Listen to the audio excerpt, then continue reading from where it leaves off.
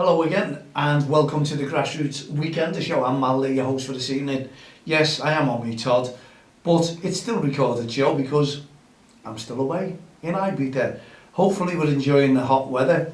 Hopefully it's not too bad for yourselves wherever you are. And if you've had football today, whether it be friendly, whether it be the league started, I just hope that each and every one of you have gone out there and treated it just like a friendly, just like a game, just like the kids want to develop their skills, and you stood on the sidelines encouraging every one of those children who are playing to develop their skills and obviously make you happy. And that's what it should be all about. Kids football should be us going there, enjoying it, talking about how much the kids enjoyed themselves on that pitch, without coming back and saying that was murder, that dear mate, did you see that foul? I think our Tommy should have put a foul in there as well. That referee was disgusting, that referee was pathetic.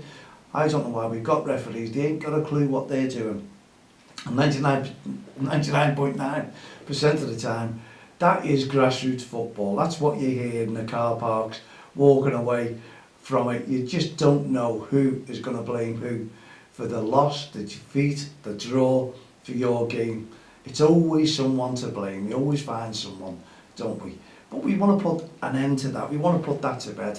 We want to see the kids enjoying themselves and going out there. Because if it comes from us, the role models, yes, you are the role models first and foremost, not your Premier League players.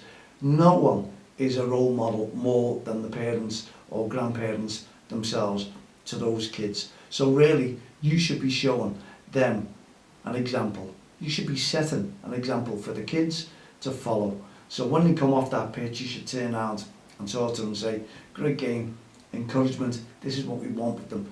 We want you to turn around and praise them, pat them on the back and say, do you know what, that was an unlucky result, that was a great result, that was a fair result, but you know what, I enjoyed it because you were really, really trying your hardest and going out there and not trying to prove you are the world's best. You were playing with your teammates, you were enjoying it, you could see the smile on your face. And as far as I'm concerned, that's what I want to see week in, week out. That should be as a mum or dad, shouldn't it? That should be a parent going out, talking to the kids like that and encouraging them and keeping away from the referee. The referee should not be mentioned. The referees are getting paid, we know that. But at the end of the day, they're not getting paid for you to shout verbal abuse towards them, scare them away from the game, make sure they don't come back the following week. That is not your job to do. Just let the referees who have been trained incidentally, who have passed their test as a referee, to go on there. That's more they can say, or we can say, about them, isn't it? We can't say, well, we passed our test, there you go. But you don't see a fellow referee shouting at a referee. They will have a word to them. They will talk together after the game. That's what it's all about. I used to run a football team, honestly, it was amazing. I used to run many years ago. And the referees, when they made a decision, sometimes, yeah, you could say they were wrong decisions, but those referees are on their own. Now, I had loads and loads of banter with the referees right the way throughout the football season. Not a problem with them. You could always disagree with the referee. At the end of that day, or that game, I'd walk over there and I'd mark that referee 10, regardless of whatever the score was, whatever decisions they made, right, whether they were correct, whether we thought they were wrong. That referee has to make that decision. And unfortunately, 9 times out of 10, that referee cannot fall back on that decision. Once the decision is made, the referee has to stand by his or her decision. Simple as that. They can't turn around and go, oh, sorry, I'll not give that as a goal. You know, I made a mistake. You don't, that's very, very rare in football. But you just got to turn around and get on with it and start playing the game, or encouraging the kids to play the game as we know it. It's all about them enjoying themselves first and foremost. That's what we as adults have got to get into our heads. We've got to make sure that they're enjoying that game. We've got to make sure that the kids want to go the following week without mums and dads and grandparents, brothers, sisters, aunties, uncles shouting at them from the touchlines. We've got to get that into their heads from the touchlines straight away. So really, you managers, you coaches, you do have a big job there. You need to talk to your parents. You need to have a monthly meeting and talk to them and just say, this is what we expect of you at the game when you turn up. Now all parents are allowed to go back to junior football and stand behind the barriers. If you're on grass, not on the pitch, stand away from the pitch. Give the kids a chance to play that game of football, and if it goes over a throw-in, give them plenty of room to take that throw-in as well. Stand well back. There's no need for pitch encroachment, no need for parents to go on the sidelines and join up with the coach or the manager. And there's many of you doing that, even on the 3G and 4G pitches. Again, that's down to your coaches, your managers. They should have manager and coach in the subs. That's all they should have. And on the following line, don't stand on the same line if you can help it, because that does encourage few arguments amongst the coaches themselves, and always the kids will hear it, and it's not good. And then if one manager is shouting at the referee, the other manager is shouting at the referee, you tend not to hear the parents what's coming from them unless they're very, very loud indeed. So you need to encourage, you need to work together as a team on and off the field of play. Call a meeting once a month if you can. Call a meeting and start talking to your parents, grandparents. Try and get them there without the kids if you can. That is that is a plus. Even if you get one parent, give them a letter out to the following parents and just say, look, this is what we've got to do from now on the touchlines, away from the game. We can't shout and scream at the referee. We can't shout and scream instructions to the kids, because that's the coach's job. That's what they're there for, week in, week out, on the sidelines. You can stand there and you can have your conflab. You can start talking to Mrs. Jones or your friend Betty, and that's the way it is. That's the way you should see parents. Let the managers and the coaches get the work out from the kids. Let the kids enjoy. Stand back and watch, because I've done many sessions myself with coaching, and we've gone there.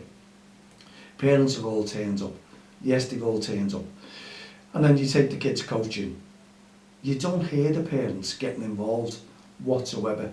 They're just made up because the kids are enjoying themselves, and they're coaching and not the coaching, they're playing, and they're having a smile on their face. If the coaching is correct, by the way, that's the way it should be. Kids should be smiling in the coaching sessions as well. It should be enjoyable for them. They should be enjoying it, not going home saying, can't be bothered going to coaching, don't like it. They should be looking forward to the coaching, should be looking forward to the training sessions, as well as the games the following week or the weekend coming. But we don't want parents getting involved on the touchlines either, because all you hear, even when I'm walking up and down with our volunteers, you hear the parents shouting instructions to the kids, where they should be, what they should be doing. Now come on, the coaches and the managers have been doing that during the week, and they're working on tactics if they can get that right, and then the parents come and they want to change it and do it their way. Forget what the coaches have taught them. The kids should be brought up to listen to the coaches and managers only as well. And that should be the manager's job, to say, do not listen to your mums or dads from the touchlines.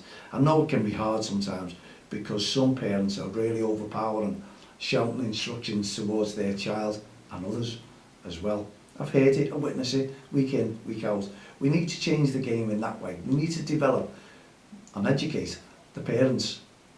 That's all it is. From the touchlines, just say to them, if you can, you coaches, taught them. I will.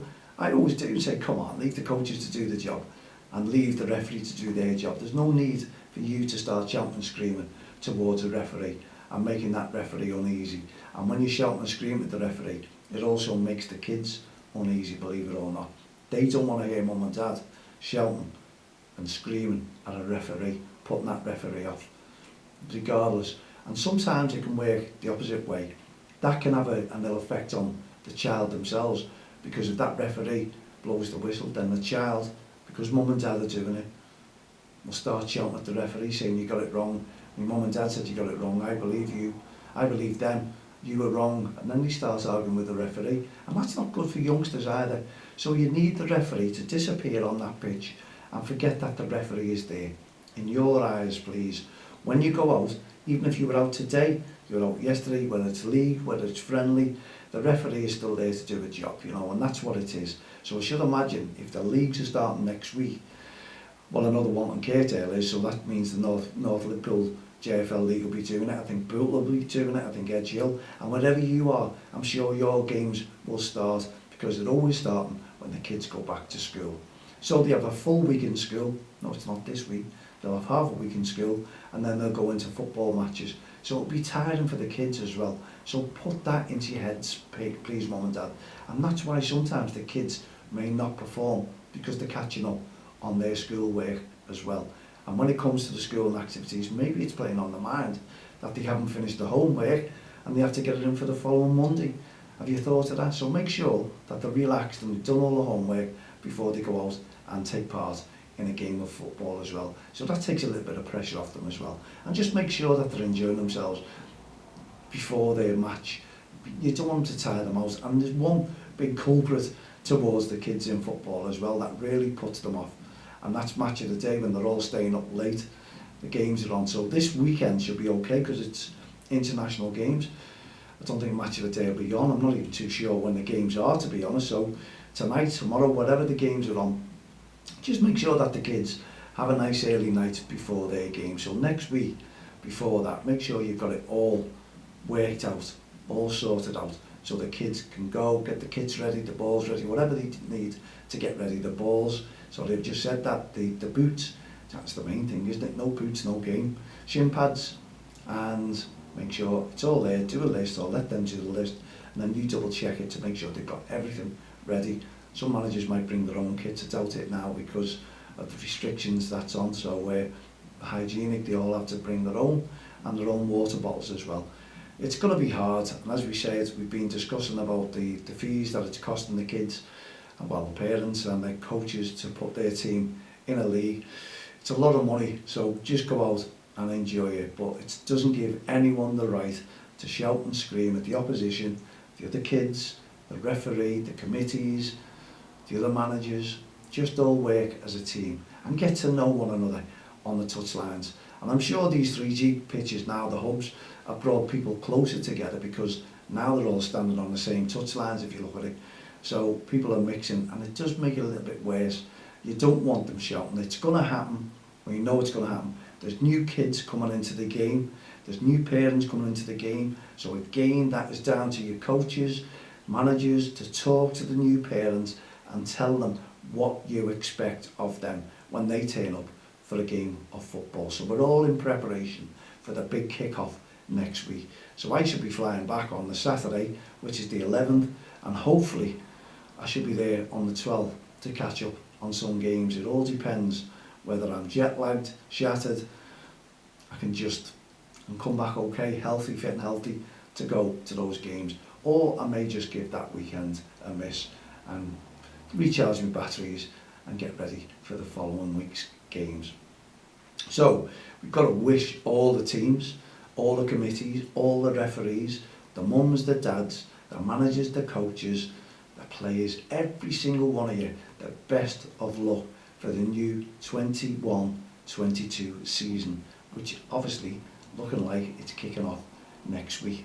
So it's a big finale, isn't it? Everyone's getting prepared for the big kickoffs. It just, feels like yesterday that the league had started anyway. So there hasn't been much rest, and there's been plenty of teams taking part in summer leagues, which are only just finishing as well. So they're going straight into winter leagues from the summer leagues. So I can imagine the kids will be a little bit tired going into these games, and the new kits will come out, the new boots will come out, the Hearts of Gold logos will come out, especially on Quarry Green, which we thank you for. We can't wait to see them. Hopefully Kirby Town, JFC Kirby Town, will have them on one of their kits as well, and we'll also expect one or two others to follow suit. So you'll see a lot of now of the Hearts of Gold logo flying around Grassroots football. So we'd like you to support it. That is all going to be for Grassroots football. This is what it is. We're tending now to make sure that we want to try and turn this into a national campaign, and it's off Don't Cross the Line as well. So it's another baby that we've added to it, as well as the Respect campaign. So we're going to be busy portraying them, pushing them out, advertising them, and we just want to drum it into everyone so they're all aware of it, especially on DXTL TV from the touchlines, on our podcast as well, and we will be going on Spotify too, because a lot more people want to listen to it. People just say, what station you tune into? Well, KCC 99.8 FM Live, they are a radio station, we are a podcast. So you'll see that on our website, and you're naturally on the website. If not, you're just on YouTube, and you're not on the website, it's www.don'txtheline.com, and you can listen in, and you can watch us on YouTube, DXTL TV from the touchlines. Now, if you've got anything to say, to add to all our stories, all our topics, then you simply just get in touch with myself, Mal, at don'txtheline.com. You can add me as a friend on Facebook, Twitter, LinkedIn, or the social network sites. Now, if you're a referee and you haven't registered, why haven't you registered? You've got to do your DBS checks. People have been asking me how to get involved in refereeing. Obviously, you just go to your local county FA and you take the course there, and obviously it'll take a few weeks before you can actually referee. So if you haven't got your registration, you're not really supposed to referee. If you haven't got your DBS, you're not really supposed to register as a referee. So you need to go in and talk to your county FA, your local county FAs, to find out if you are okay and you're clear to referee. Hopefully you will, because we've done a shortage of referees on the first week. And again, it remains to be seen just how many new referees, young referees, have taken up the whistle and are prepared to come into the new games, the new season, this season. And if you are a new referee, don't be nervous, just go out. The managers, coaches, some of them are brilliant, they'll help you, they'll work with you, they'll make sure that you're enjoying your day. And then after the game, the committee members will be all over you as well. They'll give you some games and they'll talk to you. But obviously, when you go on that pitch and they blow that whistle, you're on your own. You're worried about making mistakes. Don't worry about making mistakes. Go out there, and if the referees, other referees, senior referees see you, they'll help you as well, because they've been there, don't forget. They've wore the t-shirt, they've been there, they've done it, and they know exactly what it is. So if you need any advice, go to one of your senior referees and ask them as well where you're up to. Sin bins, if you're not too sure on them, which you're probably not, you've passed your referee course, but a lot of referees are still not too sure on them. Go to your local committee and ask them. They'll tell you, they'll help you out. And also, your fellow referees, your senior referees, will do exactly the same. So you've got a good team there as well. And managers and coaches, the majority of them will make sure that you are okay when you go out there to referee. So try not to be nervous. In your brand new kit, you'll look the part, and if you've got your yellow armband, then use that. That's over or under 18, so that'll stop parents, hopefully stop shouting at you. If you're 16 and 17, you put them away now, you think you don't need them, because you think you're an adult. That's up to yourselves whether you want to wear them or whether you don't. If you can handle it brilliantly, that's superb. You've done rather well, but you've been there before and you know what to expect, because you still will expect some verbal abuse from the touchlines. So you have to be thick-skinned to be a referee as well. I'm sure the county FAs will make you aware of that. And if I'm there on the touchlines, I'll be walking up and down, talking to the parents as well, just to make sure that the referees are left alone and there's no animosity towards you. We just try and remind them that it's all about the kids enjoying the football, developing the skills, as well as you referees developing your skills as well. And if you're a senior referee who doesn't bother and pick the ball up, walk away and abandon a game, that's your attitude, that's great. But please make sure that the young referees are okay as well. If you need to go and talk to them at half time to see if they're okay, do that for us as well. Relax them and make them feel at home. Once they get that first week out of the way, they'll be 100% for next week. Well, they wouldn't, 55%, because they were bagging ears. But some confident young referees as well out there. We've got 1 minute left of the show, so thank you very, very much for taking part in it.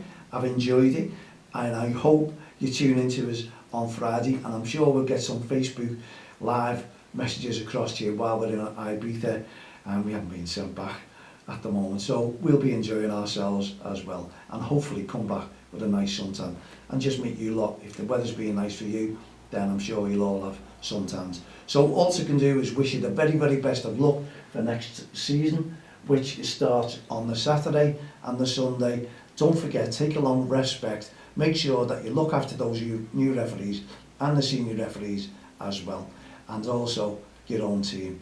Teamwork is the key. Make sure you take that with you next weekend, and we'll be back on Friday evening with a recorded show, no doubt. So we'll see you then at 7 p.m. So for myself, Matt Lane, all the team at the Grassroots Show, Don't Cross the Line, Respect programme and our Hearts of Gold initiatives, watch out for that.